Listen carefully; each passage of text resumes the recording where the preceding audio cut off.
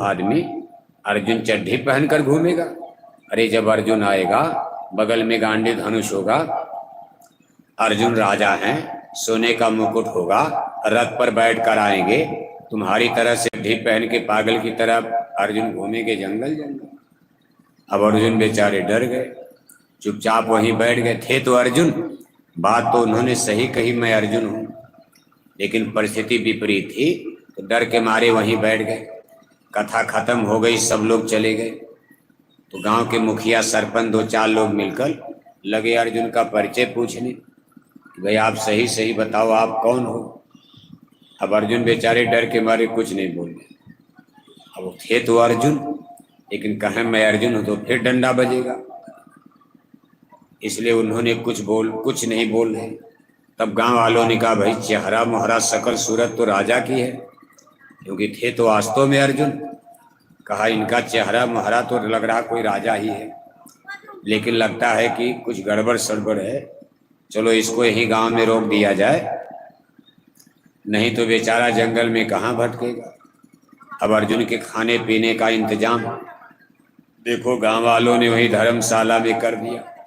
जब कुछ दिन बीता तो गांव वालों ने कहा, भाई अभी तो इसके घर वाले आए नहीं, अपने घर ये गया भी नहीं। अब अर्जुन को तो सब भूल ही गया, अपना घर परिवार मकान सब भूल गया, बस आराम से खा रहे सो रहे। तो गांव वालों ने कहा, शरीर का हट्टा कट्टा आदमी बैठे बैठे खाता सोता है, चलो इसको कोई ड्यूटी दे दिया जाए। अब ड्यूटी क्या दी जाएगी? कहा पढ़ा लिखा भी नहीं है, इसको गांव की चौकीदारी दे दिया जाए, एक काम दे दिया जाए, इससे पर इसको तनख्वाह दी जाएगी, इसकी रोजी रोटी चलेगी। अब अर्जुन को कान पकड़ करके देखो माया का खेल, इतने वीर धनुर्धर अर्जुन को आज माया ने चौकीदार बना दिया। अर्जुन बेचारे रात भर लाठी लेकर पहरा दे रहे और शाम को घर में आके चूल्हा फूंक रहे, रोटी बनाते खाते थे उसी धर्मशाला में। कुछ दिन के बाद गांव वालों ने कहा कि बेचारा रात भर ड्यूटी करता है और दिन में चूल्हा फूंकता है, ये तो अभी जवान आदमी, इसकी शादी हो जाती तो कम से कम इसको रोटी बनाने वाली लुगाई मिल जाती, घर में बहू आ जाती। अब शादी कौन करेगा चपरासी चौकीदार से?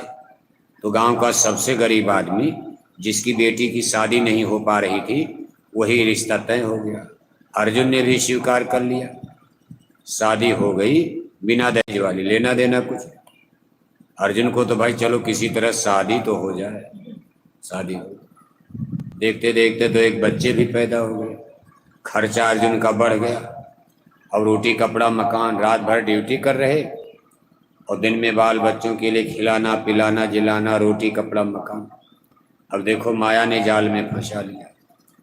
अब देखते देखते जब उनकी गृहस्थी बढ़ गई, रोटी कपड़ा मकान, रोटी कपड़ा मकान, बच्चों के लिए ये व्यवस्था, कपड़ा लाना, सब्जी लाना, मसाला लाना, तेल लाना, तो कहाँ फुर्सत भगवान की भजन कब किया जाए।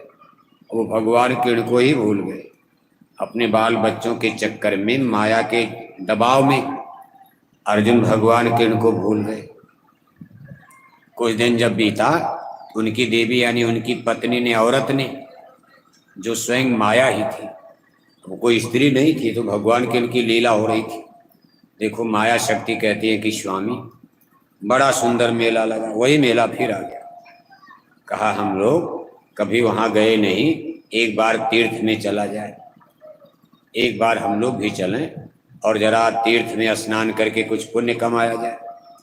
अब अर्जुन बेचारे अपनी बैलगाड़ी, पहली बार जब गए थे तब तो उनके पास रथ घोड़ा था, लेकिन अब तो बन गए थे चौकीदार चपरासी गरीब आदमी, तो रथ और घोड़ा कहाँ मिलेगा।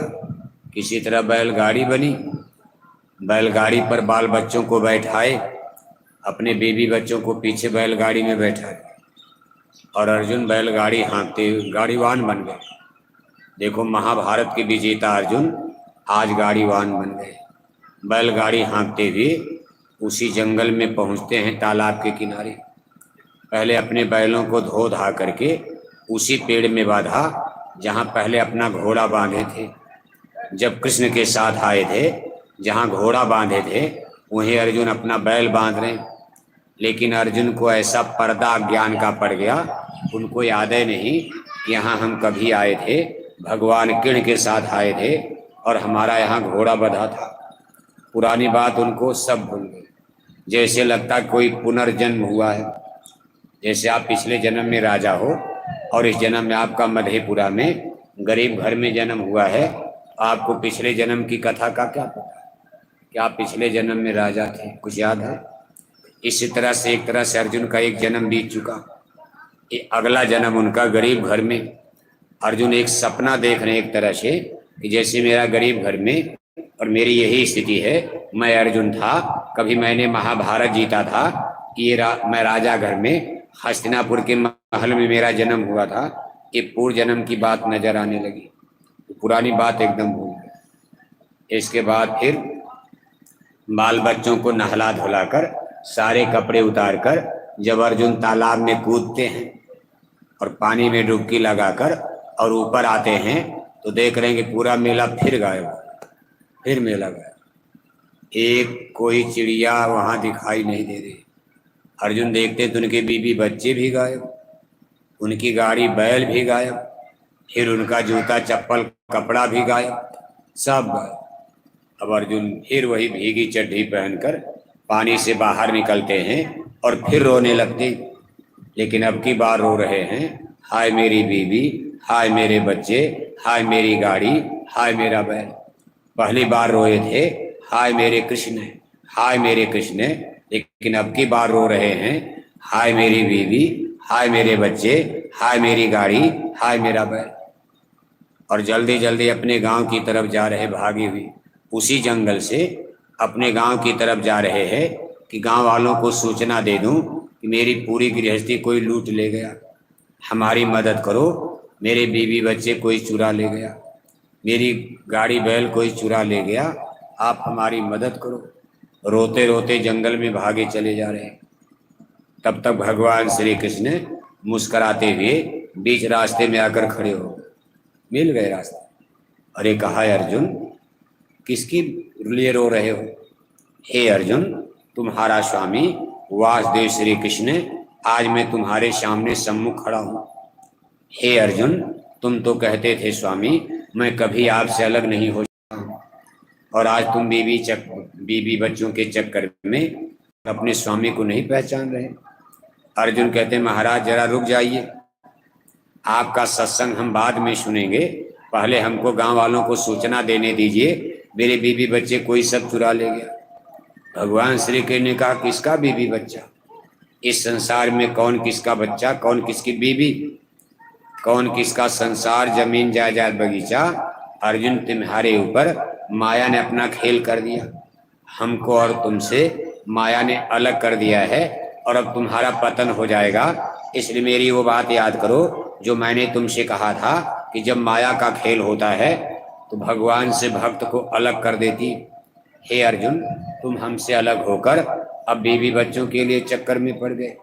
अर्जुन ने कहा महाराज ये सत्संग हम बाद में सुनेंगे, अभी हमको गांव जाने दीजिए, मैं गांव वालों को सूचना देने जा रहा। तब भगवान श्री कृष्ण ने खींचकर एक तमाचा जब उनकी खोपड़ी पर, यहाँ देखो माथे पर तमाचा मारा, जोर से तमाचा मारा तो माया का पर्दा उतर गया। हम आप किसी को तमाचा मार दें तो उसको चोट लग जाएगी, और अगर कहीं जोर से मार दिया तमाचा तो झगड़ा बढ़ जाएगा। लेकिन अब भगवान तो योगेश्वर कृष्ण थे, उन्होंने जब तमाचा मारा उस तमाचे से माया का पर्दा उतर गया। जीव हृदय अति मोह अभिषेखी, छूट न ग्रंथि परे किम देखी। मोह की गांठ जो है अर्जुन की टूट गई। मोह ममता की गांठ जब एक खुल गई, अर्जुन चकाचौंध होकर चेतन अवस्था में आ गए। देख रहे हैं कि सामने भगवान कृष्ण मुस्कुराते हुए खड़े हैं। अर्जुन चरण पर गिर जाते हैं और कहते हैं प्रभु सत्य है आपकी माया बड़ी बलवान है। जो आप कहा करते थे कि मेरी माया मेरे भक्तों को अलग करके गड्ढे में डाल देती है, और मैं सोचता था माया मेरा क्या कर पाएगी।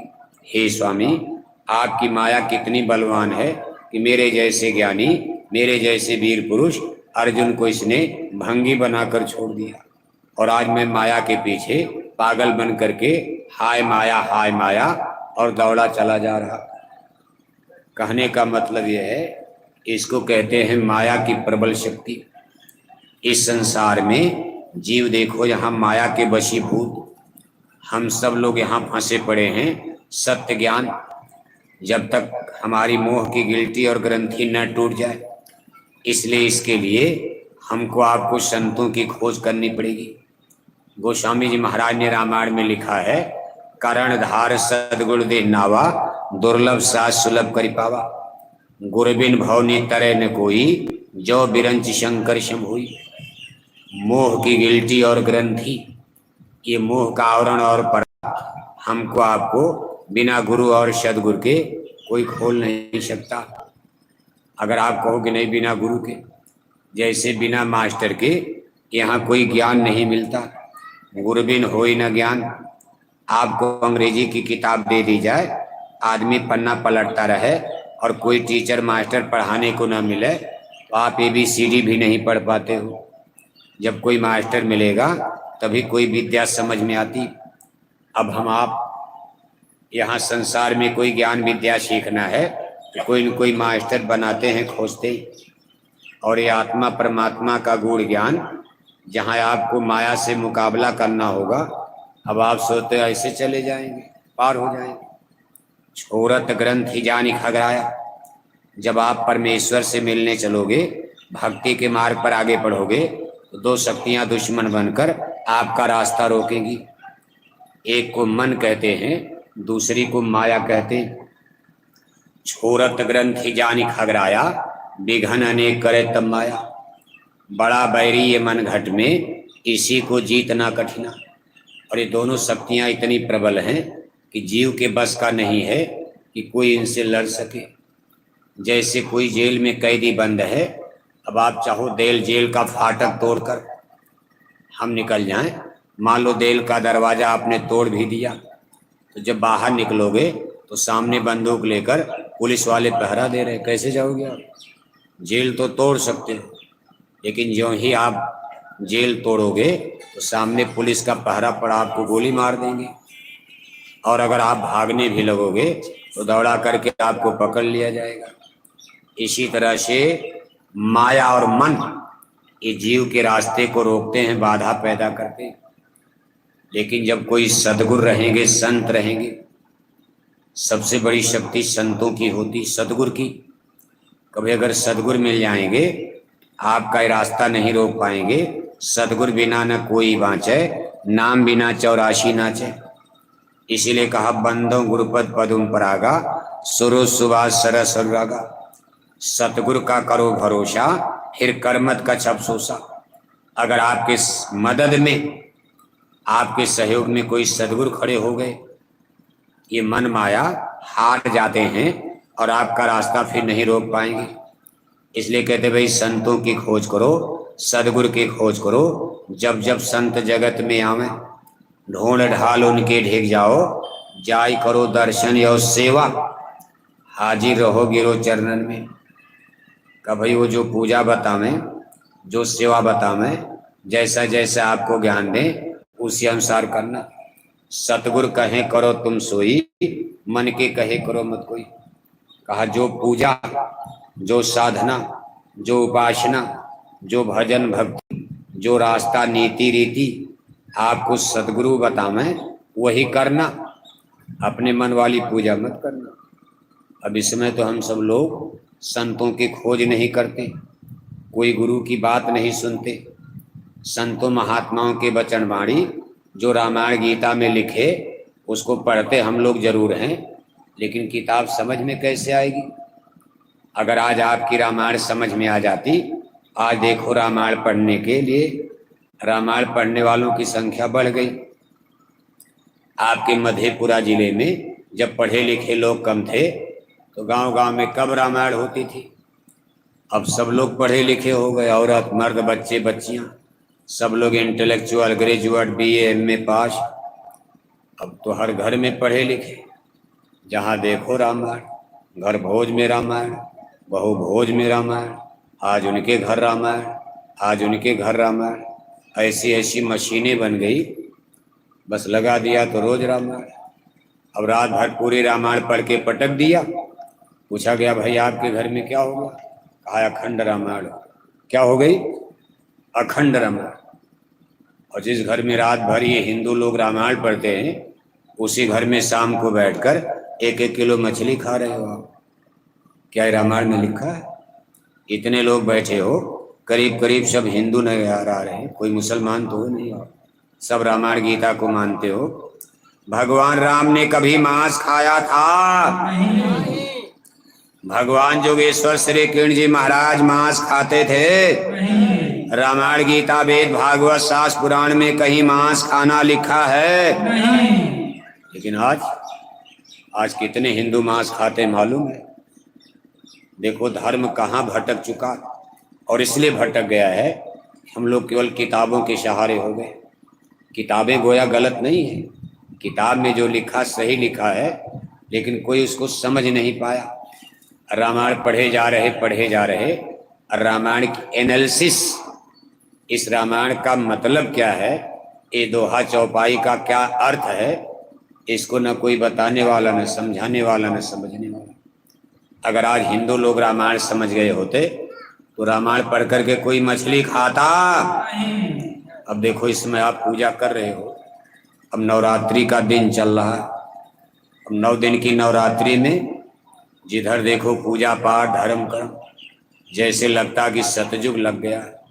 हम तो चले आ रहे रास्ते में, पूरे बिहार में कहीं रामायण हो रही, कहीं भागवत हो रही, कहीं देवी जागरण हो रहा, जगह जगह देवी के पंडाल गांव गांव में सज गए, मूर्तियां बैठा दी गई, और रात भर जाग कर लोग कीर्तन गाना बजाना कर रहे।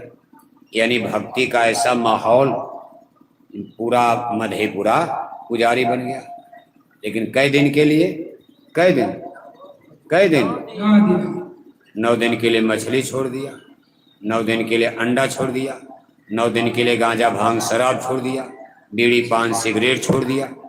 अब कितने लोग तो रोटी भी छोड़ देते हैं नवरात्रि में, और 9 दिन नींबू के पानी पर और भूखे रह करके 9 दिन तपस्या करते। लेकिन जो ही 9 दिन की नवरात्रि खत्म, 10वें दिन देवी देवताओं को ले जाकर ताल तलैया में पानी में बहा दिया, और जब ही 10वां दिन लगा फिर अंडा खाना, फिर मछली खाना शुरू, फिर शराब पीना शुरू। बताओ ये पूजा?